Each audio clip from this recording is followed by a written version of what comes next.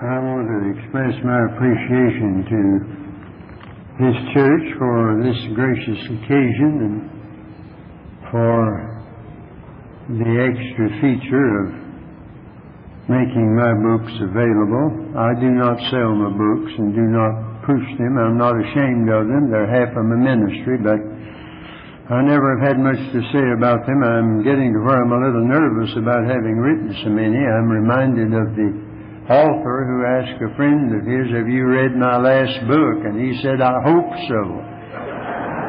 But I'm not sure I've written my last one. One never knows. But several years ago you had a most gracious day here for me, and I haven't forgotten that, and I treasure the memory of it. This church has some remarkable characteristics. I don't know of many that have had such long tenure for pastors as you have for the last two before the present, and I hope he'll last as long. I think Dr. McEachin said that he felt like he was beginning a life sentence when he came here after the long terms before him, but I hope he makes it. You know, you have to live a long time to last through two pastors at this place. I came in under Dr. Turner and lived through the Bowen administration, but I don't know how far I'll get in the next one, but I'm still here anyhow. And I've been an awfully delinquent member. I'm sorry. I'm gone so much, and when I'm here, I try to hide usually. And, you know, you just have to once in a while, and you're a goldfish in a bowl all the time before the public. And I think you folks have been very understanding. I was just saying for Brother Ray that I can't help saying now, and I know he may want to pull my coattail and make me sit down, but I appreciate any man who can stay this long at the church, and it speaks well for him and for you too. Sometimes, you know, folks get tired of each other, even in the marriage relationship.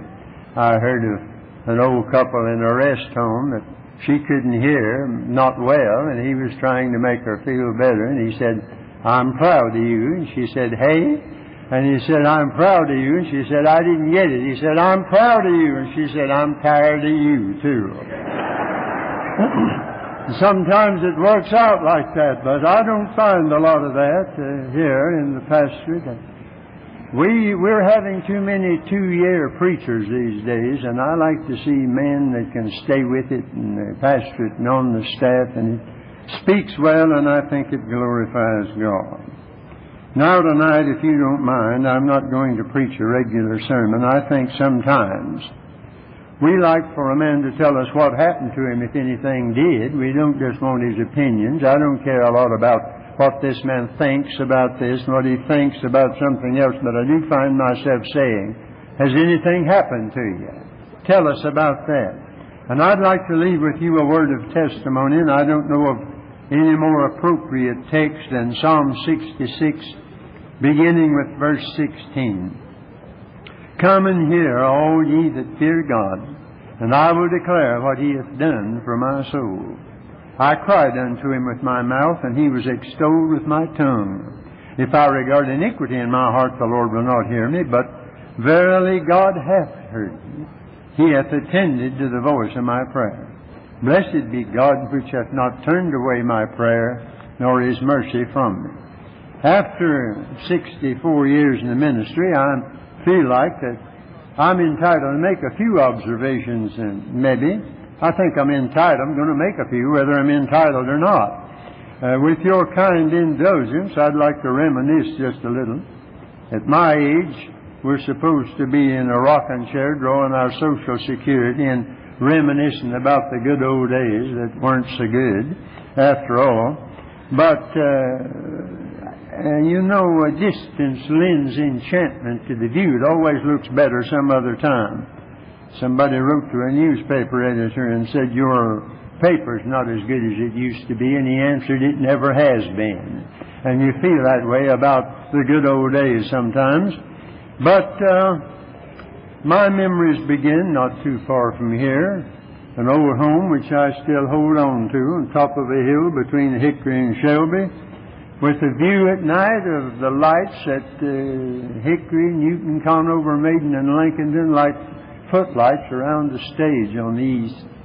And on the west, As a boy, I could see Table Rock and Grandfather Mountain and all the peaks of the Blue Ridge standing like silent sentinels along the western skyline. And it had an effect on me, I think, looking both directions to what man had done east and what God had done and what was far more permanent on the west. The period before 1914 was called in one of our newer books the Good Years. Some of you remember that. America turned a corner in 1914. World War I began, and we've never been the same again. Something happened. God was giving us some signals, I think. Mordecai Ham used to say that one of them was the sinking of the Titanic in 1912. That was such a strange thing. It was a ship that couldn't sink, and the only thing it ever did was sink on the very first trip. It was a strange tragedy, indeed. They had all kinds of folks aboard. They had millionaires, and at least two couples of them went down, man and wife, together because she said, "I've been with him all these years and I won't leave him now. I'm not going into the lifeboat." And as it went down gradually, the band kept playing something I'm afraid they hadn't rehearsed much. "Nearer, my God, to Thee."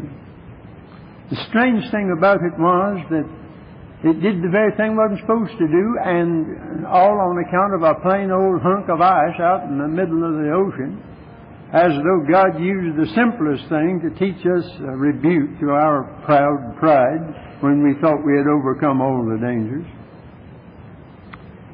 And all types, socially, were aboard, from the millionaires to the poor folks down in the steerage, but disaster was no respecter of persons.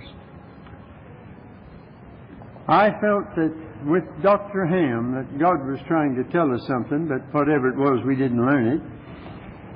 I never did know the day that I did not feel called to preach. I don't know how you work that out theologically, but that's your problem.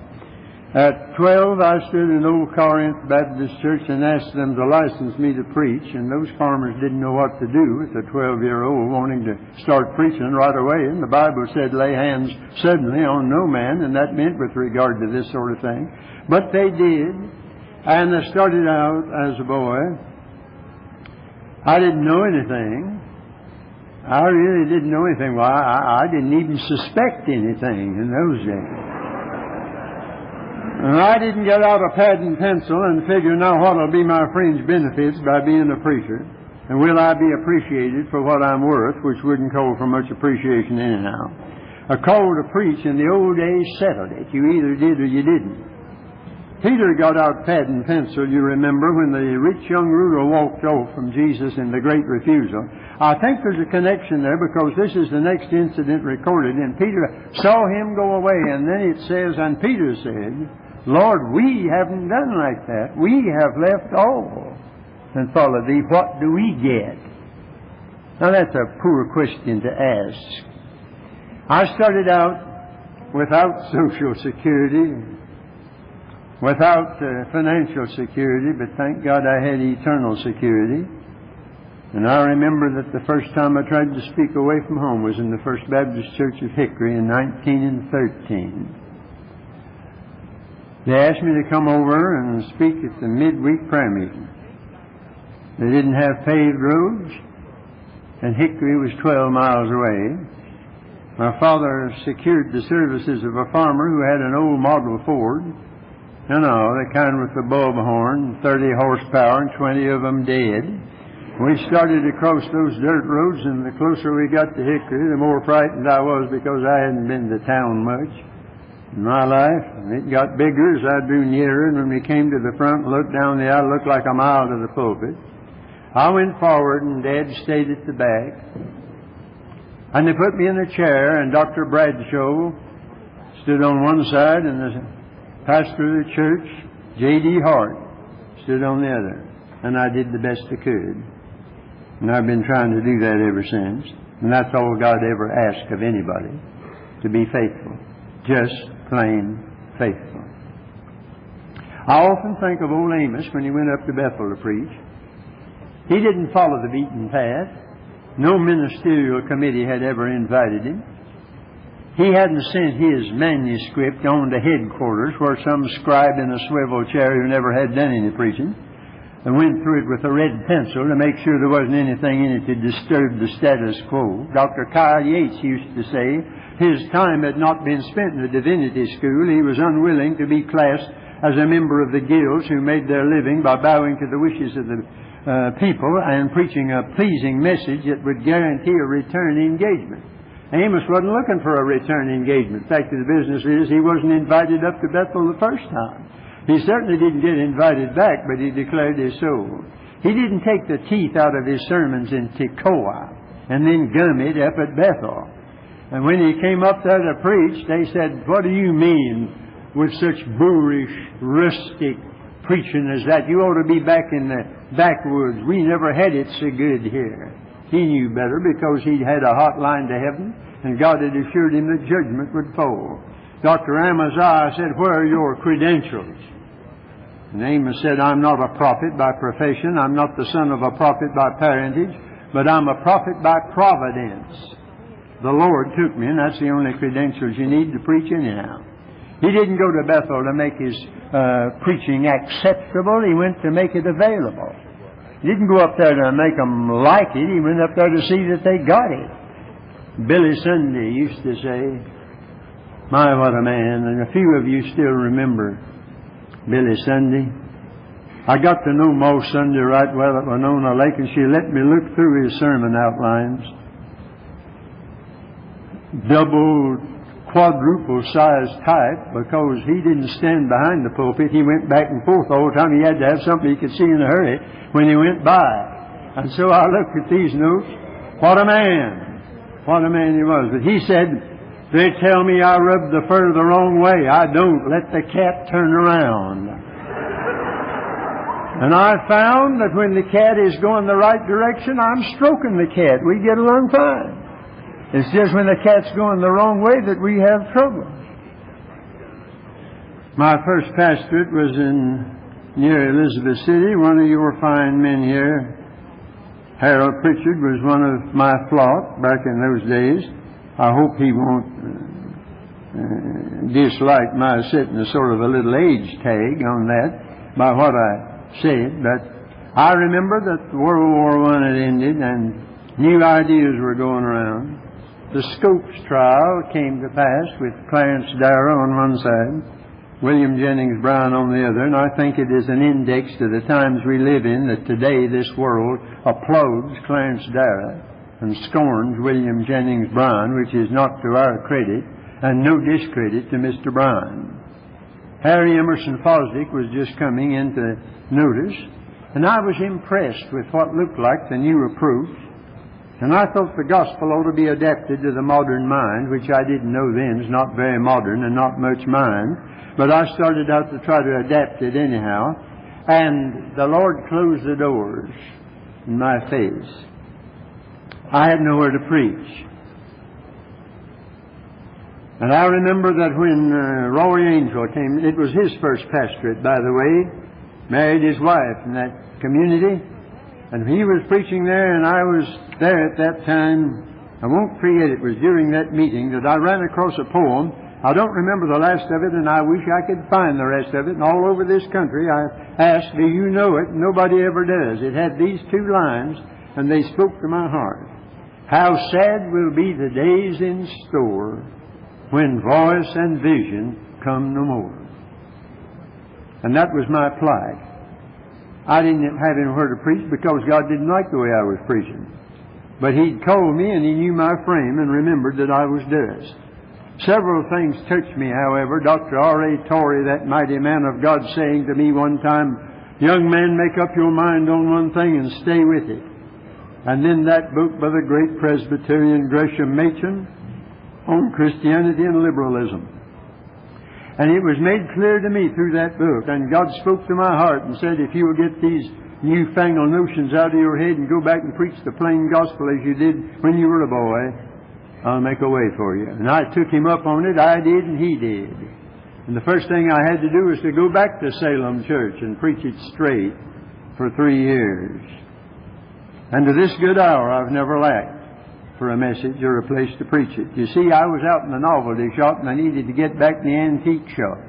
The old truths of God's Word.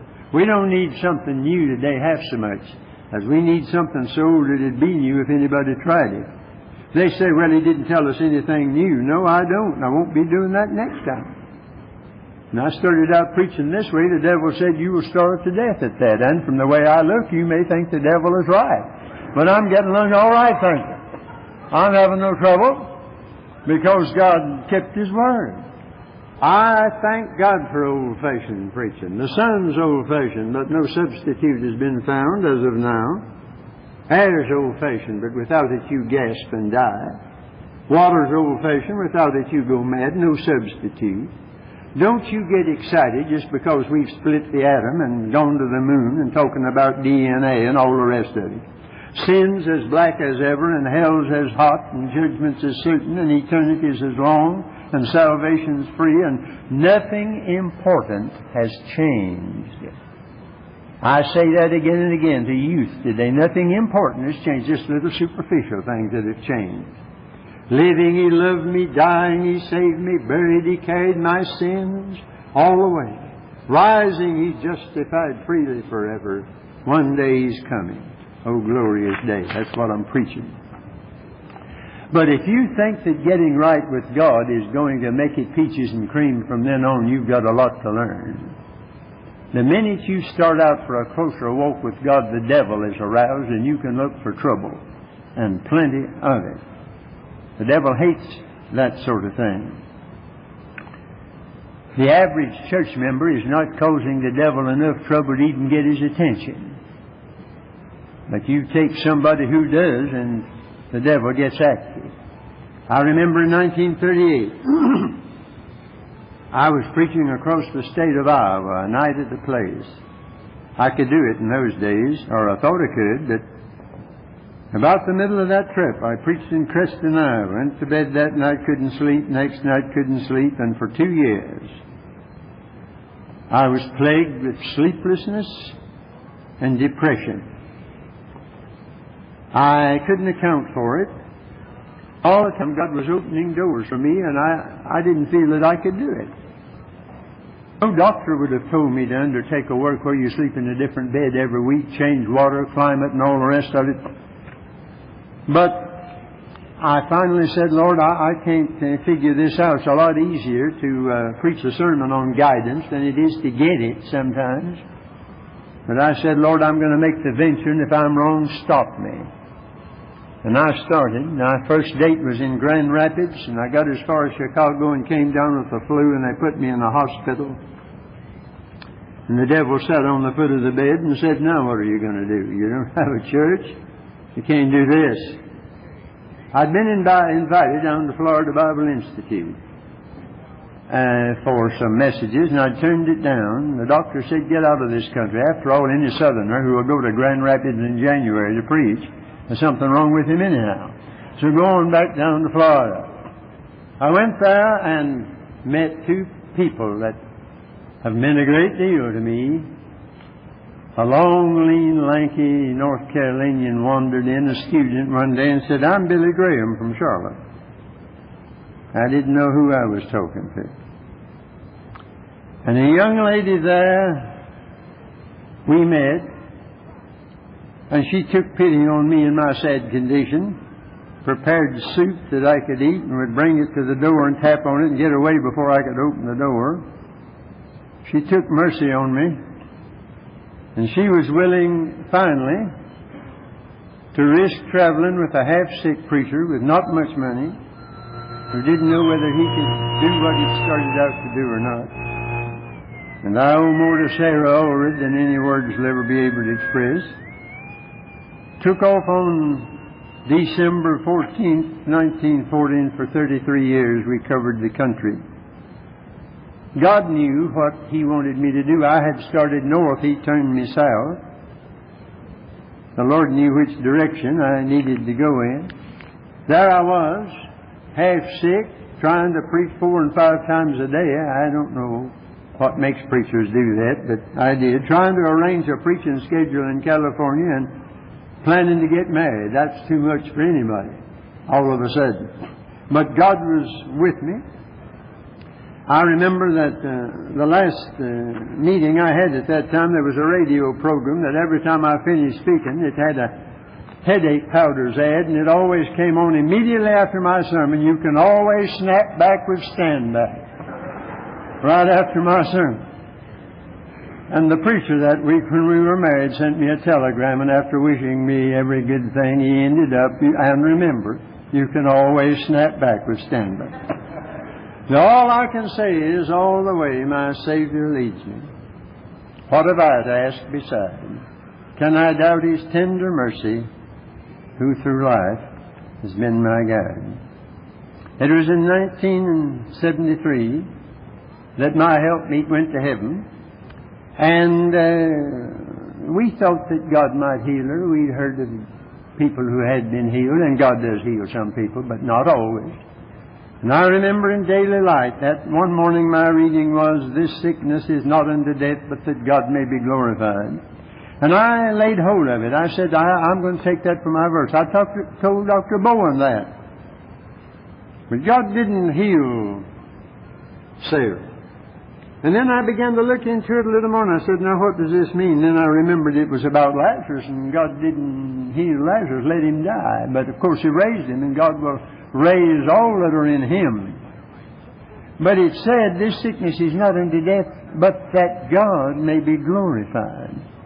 And so I wrote that little book, the only one that I ever referred to, or had until that time, though I walked through the valley. And I've never had such response all these years from people in trouble. Sad, bereaved, beset. I never realized there were as many lonely people. I went to Travis Avenue Church in Texas, and that great church, to the single adults Bible conference. And they met over in the country club. They had plenty to make them happy, but they said, we want you to talk about loneliness one time. We've never had more entertainment, we've never had more amusement we have today, and yet we've never had more loneliness. And even teenagers, they set a record last year for suicide. And you'd think they'd be enjoying life too much for all that. And if you call that progress, I disagree. So I wrote the book. Oswald Chambers, when he was near death, he got hold of that same verse and thought God would heal him, but God didn't. But Mrs. Chambers took his messages and put them in books, and have gone around the world. My utmost for his highest and all the rest of it. And then I found in Psalm 84:6 about the man who, walking through the valley of Baca, makes it a well. There's a song out, Leave a Well in the Valley. I've never heard it yet, but I've seen it. I believe that when God sends trouble our way, we ought to dig a well for the next traveler, instead of bemoaning everything and pitying ourselves. I think of Fanny Crosby. If anybody had occasion to grumble at God, she did. Why did they put the wrong poultice on her eyes when she was a baby and blind her for 90 years? Couldn't she have fussed with God? But instead of that, she started digging wells. To God be the glory, blessed assurance, redeemed, how I love to proclaim it all the way my Savior leads me, draw me nearer. Jesus, keep me near the cross, He hideth my soul. Jesus is tenderly calling, Savior, more than life to me. When Jesus comes to reward His servants, rescue the perishing, someday the silver cord will break, I shall know Him, pass me not, O gentle Savior. That's just a few of the wells. And there's not a Sunday goes by but that somewhere in America we're singing, we're drinking from those wells. And I think of that dear man who was staying at home alone while his wife and 2 daughters had gone on a trip to Europe. And then came that awful telegram from his wife. I have been rescued in the shipwreck, but the girls are lost. And he sat there transfixed, numb. He couldn't move for a few moments, and then his hand reached out for pad and pencil. When peace like a river attendeth my way, and sorrows like sea billows roll. Whatever my lot, thou hast taught me to say, it is well. It is well with my soul. That's getting victory over it. And so I thank God through these years. I'm back where I started, more or less, but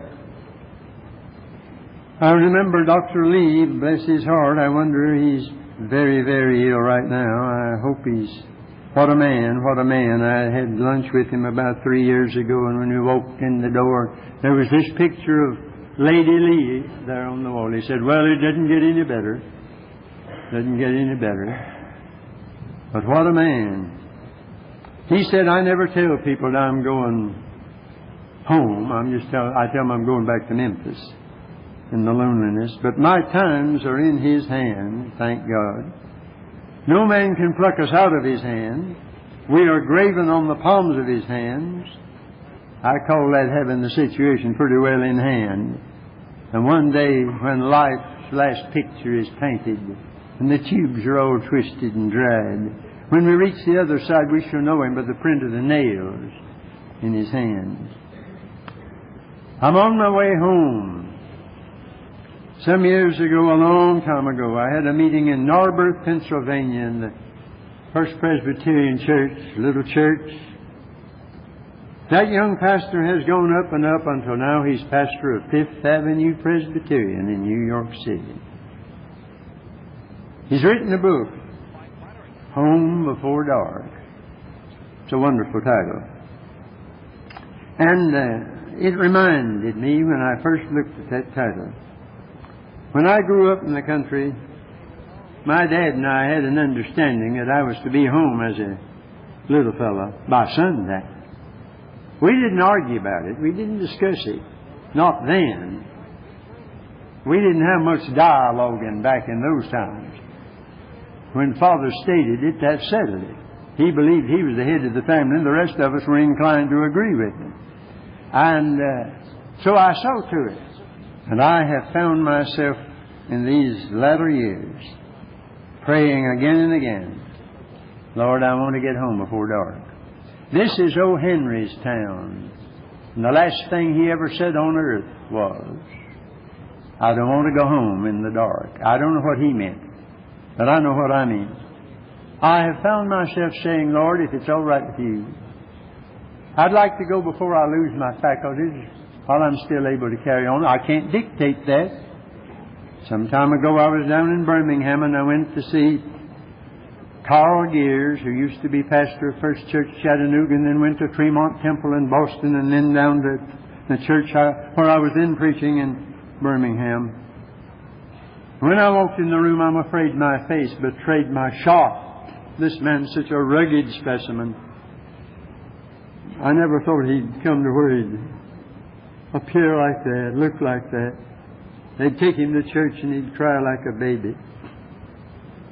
And I've said, Lord, I don't understand things like this, but I'd like to, when Thou seest that my work is done, let me not linger on with failing powers, a workless worker in a world of work. And then I found myself saying I'd like to get home before dark, because I might make some great mistake the last mile of the way. Nobody's safe. You're saved. If you're saved, you're saved for keeps, but you're not saved as far as spoiling your testimony till you get home. You can make a blunder the last mile of the way, and they'll all remember the blunder and forget every blessed thing you did back up the road, because that's human nature. And so I found myself praying, Lord, I'd like to end well. Anthony Eden was England's Prime Minister following Churchill. He was a brilliant man, but he made a mistake in the Suez matter. And you ask an Englishman today about Anthony Eden, you say, yes, too bad about Suez. They forgot all the other things. I said, Lord, spare me that. And then I found myself saying, Lord, I'd like to get home before the lights go out in this world. And they're going out. Fast falls the eventide, the darkness deepens. Lord, with me abide. And it may get darker before it ever gets any brighter. But I saw a sign in a churchyard some time ago. The lowest ebb, E-B-B, the lowest ebb is always the turn of the tide. It's when it's lowest, it's getting ready to be fullest. And that happens sometimes in life, and I pray it may be so in the matter of revival. We may be in the darkness that precedes the dawn either of revival or of the Lord's return.